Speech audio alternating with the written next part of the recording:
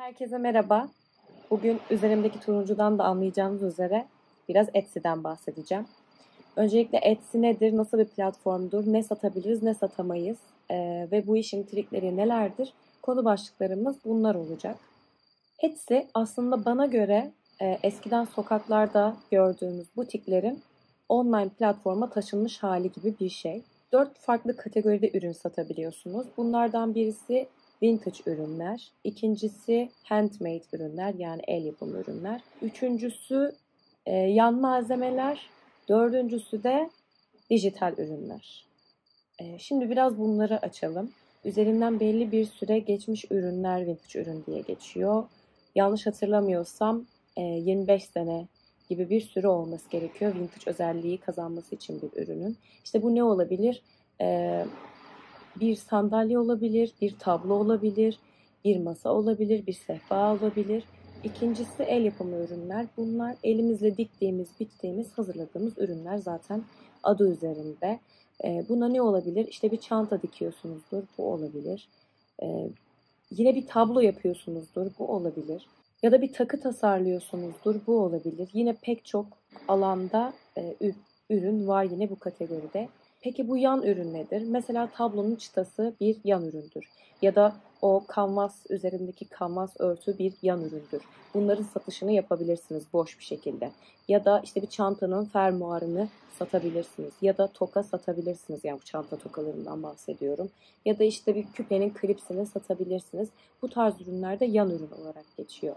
Dördüncüsü de dijital ürünler. Bunlar da tamamen ortada somut bir ürün olmadan sadece dijital indirme yöntemiyle müşterinin ulaşabildiği ürünlerdir. Bunlara örnek ne olabilir?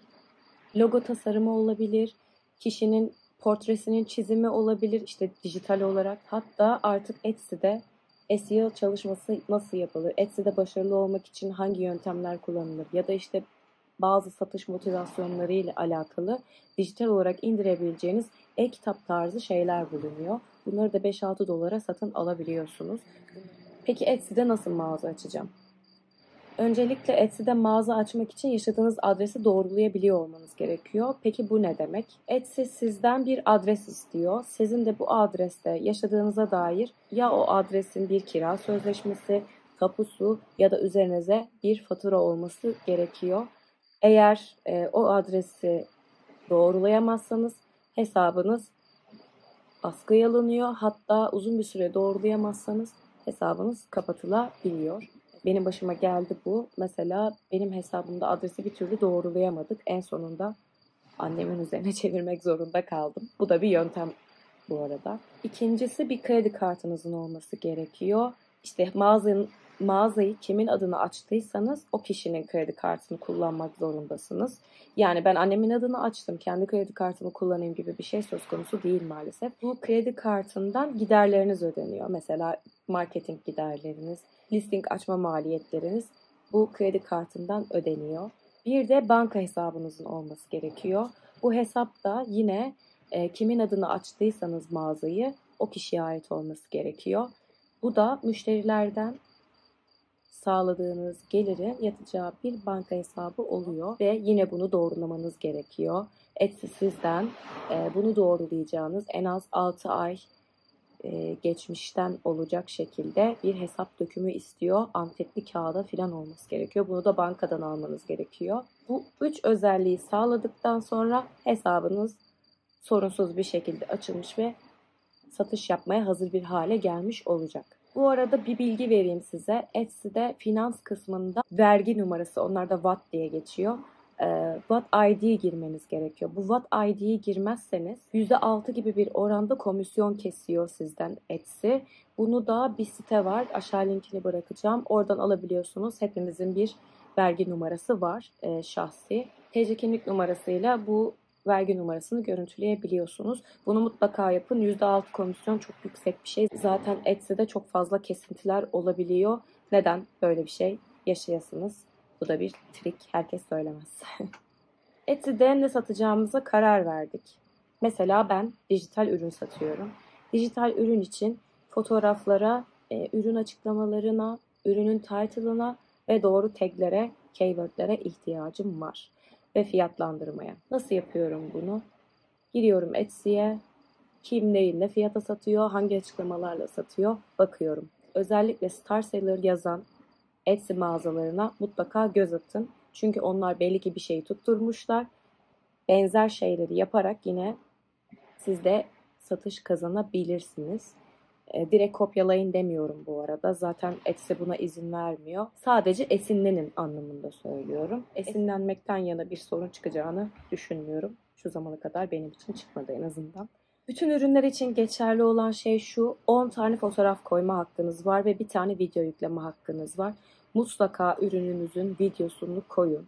Bu dijital ürün de olsa, başka bir ürün de olsa, işte mesela bir çanta açılırken, kapanırken içinin görünüşü, işte elde duruşu, masada duruşu gibi böyle kısa 10 saniyelik bir video hazırlayıp koyun. Onun haricinde yine fotoğraflarda bu ürünün nasıl kullanıldığıyla alakalı ve boyutunun mutlaka ki belli olacağı şekilde görseller koyun. Hatta belki mümkünse nasıl sipariş verebileceklerini de görsellere koyarsanız yine faydası dokunacağına inanıyorum.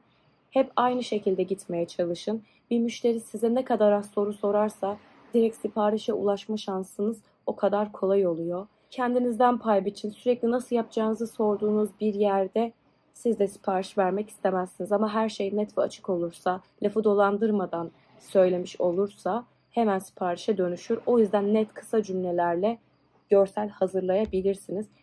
Yine Star Seller olmuş mağazalardan bunlara bakabilirsiniz. Onlar neler yapmış görebilirsiniz. Evet, şimdi geldik title'a. Title ürünün başlığı. Yani biz ne satıyoruz? Onu söylememiz gerekiyor müşteriye. Mesela ben el yapımı, bunların hepsi İngilizce tabii ki. Mesela el yapımı kanvas çanta. El yapımı kanvas baskılı çanta. El yapımı fermuarlı kanvas baskılı çanta şeklinde title koyabilirsiniz bunlara. Yine örneklerden de görebilirsiniz, bakabilirsiniz. Ne kadar çok çantanın özelliğini yazarsanız, ne kadar çok kelime öbeği kullanırsınız, yani tek tek değil, bunları bir söz öbeği haline getirirseniz bu çok daha faydalı olacaktır. Tekrara düşmenize de gerek yok bu arada. Zaten bir kere o kelimeyi kullandığınızda o kelimenin orada olduğunu görecek müşteri.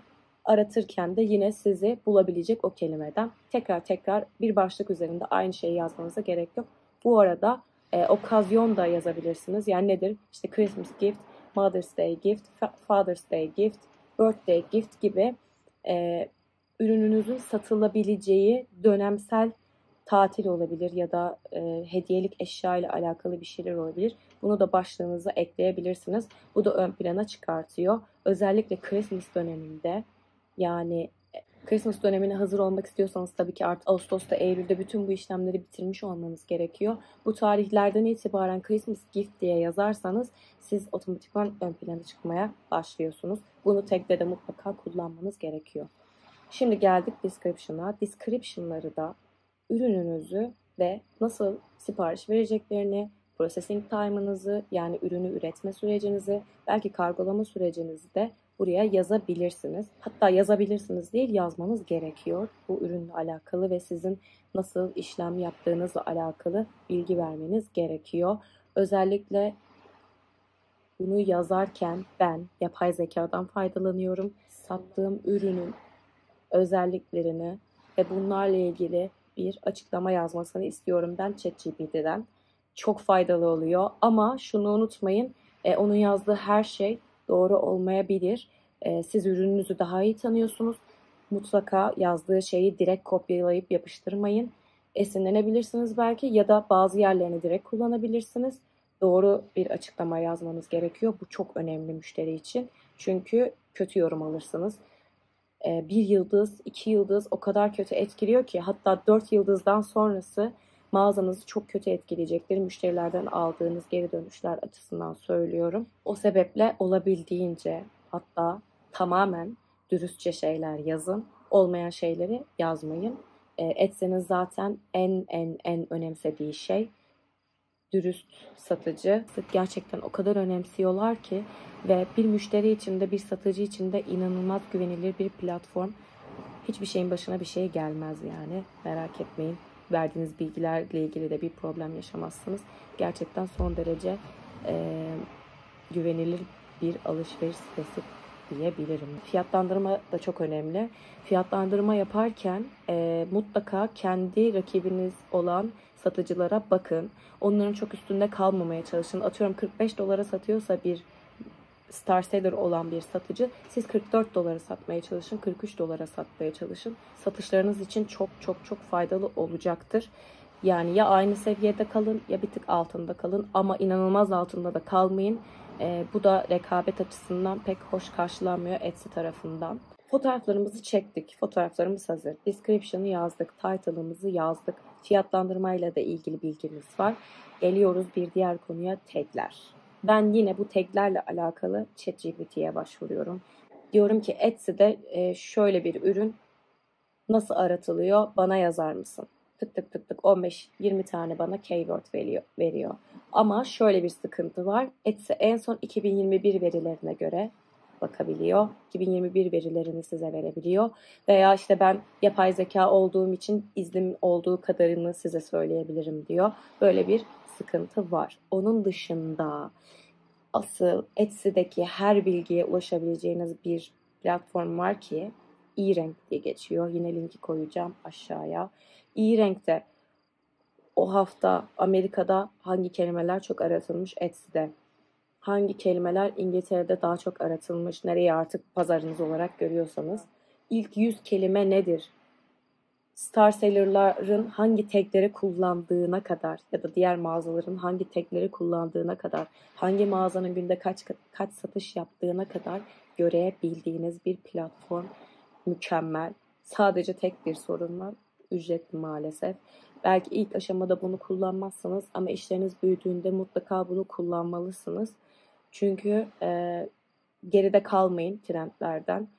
Belki zaten zamanla oturdukça kelimeler için bir ihtiyacınız olmayabilir ama satışlarınızı diğer rakip gördüğünüz satıcılarla kıyaslamak için çok çok önemli ve müthiş bilgiler içeren bir platform. Mutlaka bir eRank hesabınız olsun işleriniz ilerledikten sonra. Bugün böyle biraz Etsy'ye giriş yapmış olmak istedim. Daha sonrasında aslında bence sizin ilginizi daha çok çekebilecek bir konu gelecek Etsy ile ilgili yine. Tabii sadece Etsy olmak zorunda değil ama ben bu konuyu anlatırken anlatmış olacağım. Beni dinlediğiniz için teşekkür ederim. Eğer videoyu beğendiyseniz beğene tıklamayı ve kanalıma hala abone değilseniz bu herhalde YouTube'a girdikten sonra otomatik oluşan bir cümle. Ve kanalıma hala abone değilseniz abone olmayı unutmayın. Sizlerle trendleri ve trikleri paylaşmaya devam edeceğim. Görüşmek üzere.